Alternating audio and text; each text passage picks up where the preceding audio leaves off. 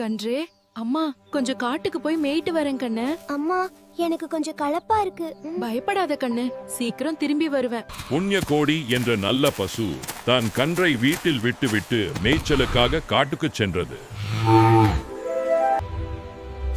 அந்த காட்டில் பசியோடு இருந்த புலி ஒன்று வந்தது.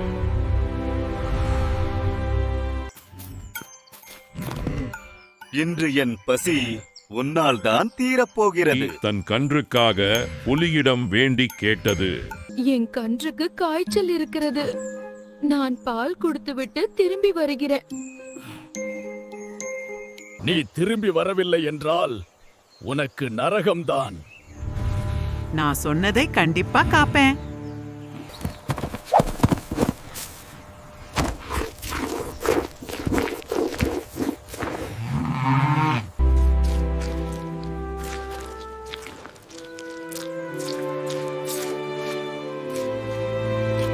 சொன்ன வார்த்தையை காப்பதற்காக புண்ணியகோடி மீண்டும் காட்டுக்கு திரும்பியது.